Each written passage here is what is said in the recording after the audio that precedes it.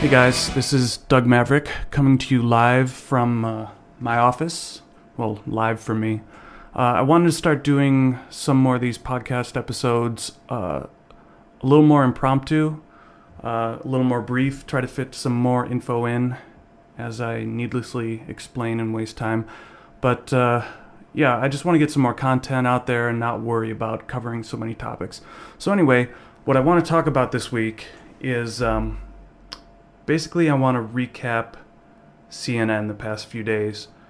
I probably foolishly committed myself to watching CNN for multiple hours a day for the past few days. Although I figured that they would have, and I challenge other people to do this too, is watch something that challenges your own ideas. It's no good to be in an echo chamber all day long. And I actually never really watched Fox News, but I turned on Hannity at nights just to see what he said about the info that CNN gave all day.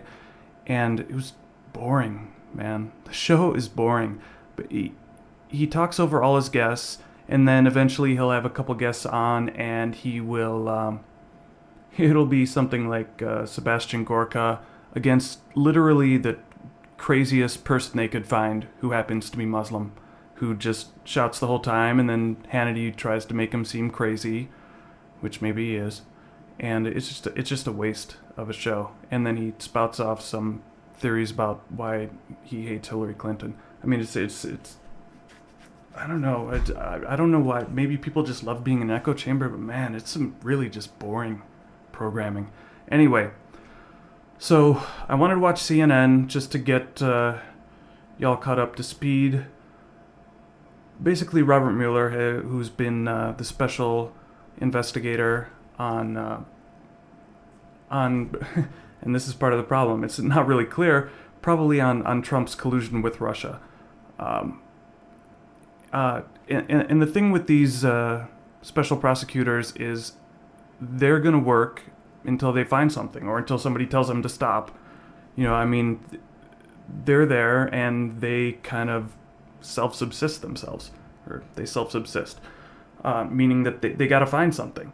So they keep digging. Anyway, what comes out is an indictment, which they cliffhangered us over the weekend, even though everybody figured it was going to be Manafort. So Manafort gets indicted. It's important to note, which CNN acknowledges this too. I should start doing a weekly segment on what CNN said and why it's not true. But most of the data they provide is true. They kind of put a spin on it that's not true. But so Manafort's indicted, and the first thing is they admit it's mostly stuff that came before the Trump campaign. Basically, he was lobbying on behalf of, I think it was Ukraine, and you have to register to lobby on behalf of a foreign government. And I guess he didn't do it. It's tough to really tell what's going on, what he's being indicted with, but he has a bunch of charges. None of them are directly linked to Trump. Maybe it will lead to something. I don't really know. It seems like nothing so far. Also, his business partner, Gates, was also indicted. And I actually suspected that Tony Podesta would also be indicted over the weekend. So I got 1 out of 2. Although it seems pretty clear that Podesta is coming. He stepped down as chair of the Podesta lobby. Basically, he's doing the same stuff that Manafort did, and these guys kind of get through loopholes saying that they're not actually lobbying for foreign governments, and so now the Podesta link, same kind of thing with Manafort actually. He's linked to Hillary Clinton in her campaign, but not clear if she did anything, if she was involved with that. I will say that it's kind of interesting to note that you got Donna Brazile and Elizabeth Warren recently, who are now, they're basically admitting that the DNC rigged the primary against Bernie. Again, I don't know what the proof is here. But I think it's really interesting to see people are starting to scatter. I don't know if that's going to say that something bigger is going on with Hillary, or it's just that she rigged she basically bought out the DNC and helped rig the primary for herself. And now all these people are starting to put themselves at arm's length from her. Usually, it's a bad sign because maybe they want to say, well, I was the first person to step away. And maybe the dominoes fall on her. Again, maybe not. Maybe there's nothing. Maybe there's no link to Trump, and there's no link to Hillary Clinton. But maybe there is. Which, of course, I think that Mueller should do his due diligence. And now that he's been appointed special prosecutor, if I were Trump and I were innocent, I would say, go ahead and get your work done so we can move on here. If you're innocent, you want to be exonerated. And so the other thing that was on CNN today, which is what I watch all day now, is Trump is expressing a lot of frustration with the Justice Department. And I want to Google. Sorry, I want to look up his exact quotes, but it's something he's talking about how he can't interact with the Justice Department because he's under investigation.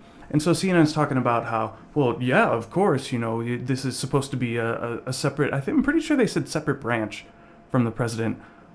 But just because I think people think that it's part of the justice system, but it's actually it's part of the executive branch, obviously, because Donald Trump appointed Jeff Sessions.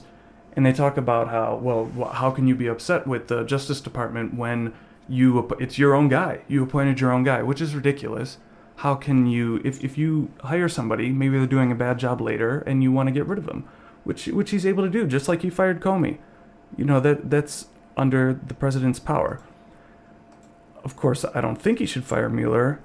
But if you're Trump, if you're in this spot, and you say you're unhappy with other stuff, like maybe Hillary should be investigated also, which I don't think is out of line.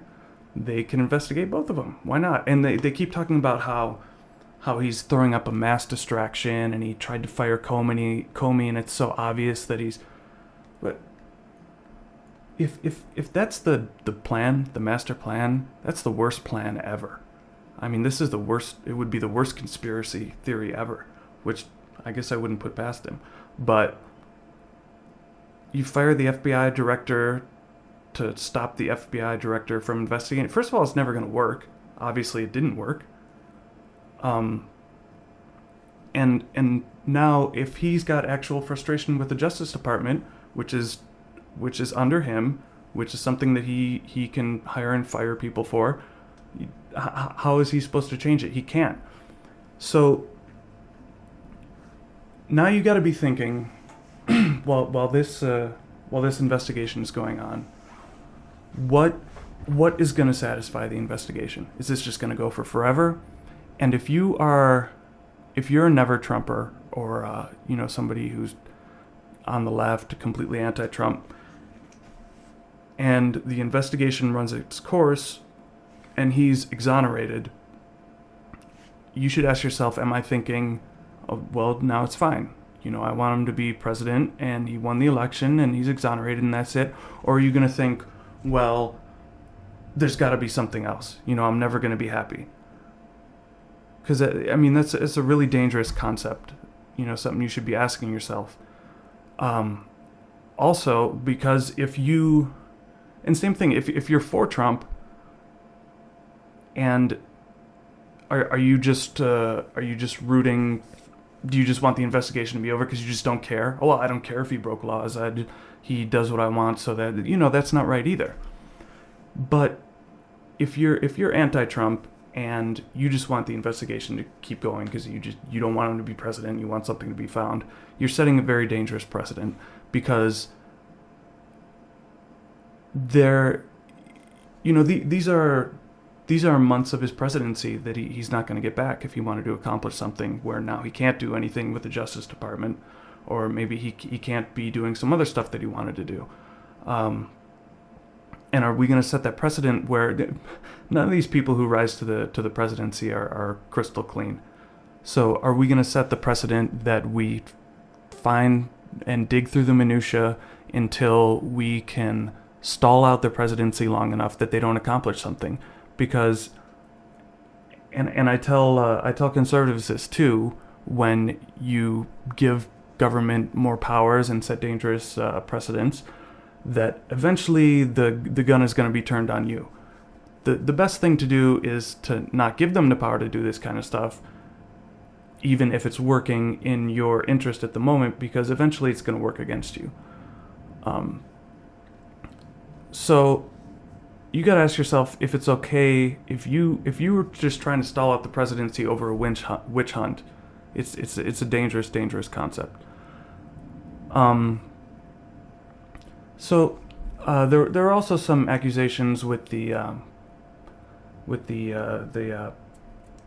terrorist attack in Manhattan, where Trump said that they said that Trump is attacking the justice system. That they said the quote was something about it being a joke, it's a laughing stock, and what he's clearly talking about was how the justice system deals specifically with terrorists.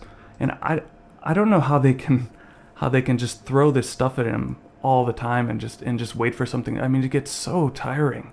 It's maybe Fox did it with Obama too. I don't really remember because I wasn't watching. Probably they did. But it just gets so tiring. You're gonna try to misquote the guy and twist his words around constantly until you can stall out his presidency while he's too busy tweeting. And I will say, with Bergdahl walked today, that the more he gets involved in the affairs of not the Justice Department but the justice system, the worse it's going to be, because now he's a guy with a huge platform, and it's going to be an issue in all these cases where the lawyers say my client's unable to get a fair trial because the freaking president of the United States is tweeting every day about how he wants the death penalty. Okay, so if you think it's just totally fine how Trump is a blowhard on Twitter, that's something you need to ask yourself, whether you think it's okay or not, because he can be directly and he was responsible for getting the thing that they called the Muslim ban. He was responsible for having that stalled out in the courts because his statements were used as evidence. Again, just like it could be in a Bergdahl trial or in this terrorist's future trial. So I want to play. I'm not sure if this isn't from a cabinet meeting, but anyway, he's on tape saying some stuff about the diversity visa program, and we'll just play that and go through that. Today we mourn the horrifying terrorist attack in New York City, just blocks away from the site of the World Trade Center. I am today starting the process of terminating the diversity lottery program. Diversity. I don't think that's a word. I'm going to ask Congress to immediately initiate work to get rid of this program. Diversity lottery sounds nice. It's not nice. It doesn't sound nice when you say the wrong word, of course. But and people are calling this. They say he's politicizing the event, and they said, well, he asked people not to politicize after the Vegas massacre, but it's not politicizing if you want to change policy, and the anti-gun advocates had every right to be talking about policy soon after. Politicizing is when you make it about, and of course he did politicize it, so that part's true. He calls out Chuck Schumer specifically on Twitter, I think it was, talking about how he proposed the bill, which is true, but it was under Bush, and it was the first Bush, and it was a bipartisan bill. So Trump he politicized it. Now, if he could get out of his own way, yeah, there's probably something to be said about getting rid of the program. But again, his tweets get him in trouble. So we'll continue with this clip. It's not good. It's not good. It hasn't been good. We've been against it. We've been against it, even though he had no idea what it was called a second ago. We've been against it. We want a merit-based program where people come into our country based on merit. And I think that's totally fine. I think that's a great concept that we should be discussing. Again, if he could get out of his own way a little bit, maybe it could happen. And we want to get rid of chain migration. Mm-hmm. This man that came in, or whatever you want to call him, brought in with him other people. And he was the point of contact, the primary point of contact for, and this is preliminarily, 23 people that came in or potentially came in with him. That number is, and that's not, that number's kind of hasn't really been confirmed yet, but I'm sure it's something around that. Not acceptable. We need quick justice. And so this is, and it should be notable that they cut the clip too, so that they can make it seem kind of like standing on its own, that he's talking about the justice system. But this is what he goes on. He says, we need quick justice. We need strong justice, much quicker and much stronger than we have right now. Because what we have right now is a joke, and it's a laughing stock. He's talking about how long it takes to get terrorists specifically processed through the justice system. And no Which, by the way, he's not helping with his tweets. wonder so much of this stuff takes place. And I think I can speak for plenty of other countries, too, that are in the same situation. So, yeah, I guess the takeaway is Trump is he could be doing a better job for his own agenda. But, man, my takeaway from watching CNN all day for a few days is just, you'd think the sky is falling over there. They're so convinced that this guy is a dictator who wants to take over the government because he criticized the Justice Department, and then they twist his words and they say he doesn't believe in the justice system. Look, he wants to do away with the Justice Department, and he wants to do away with the justice system, when it's complete nonsense. I think his ideas are a little misplaced, and then he's on Twitter asking for the death penalty for the terrorist.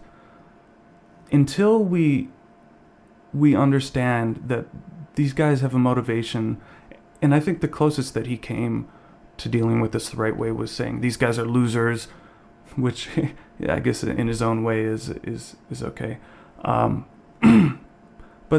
the more their idea is to spread fear and terror in America, and they think that their death will be an honorable one. It's a culture that very importantly is a culture that is obsessed with the glory of death, as opposed to Western culture, which is obsessed with the glory of life. So you're not gonna change much. The best way would be to just never talk about it, but of course it's not possible. What you want to do is, but what he's talking about, like trying to get a swift death penalty or something, it's completely counterintuitive to what they want to do. But I guess that's another topic. Anyway, I'll probably go back to another 3 days of watching CNN. They provide endless content. And in some upcoming shows, I want to talk a little bit about what it means to be a Republican. Who's a Republican? Who's a Democrat? Are the parties still in play? I kind of think that they're not. I had a discussion with a new friend on Twitter about, she said, what do you think about these Republicans? And she listed some off. And I think it's funny how CNN always props up Ana Navarro as a Republican. And so we're going to talk a little bit about that and some other stuff. And eventually we'll get to some poker and gambling stuff, because I guess people have, and sports stuff too, because I guess that's stuff that people have told me they want to hear. Anyways, until I see you again in a couple days, this has been Doug Maverick with the Disconnect Podcast. Take it easy.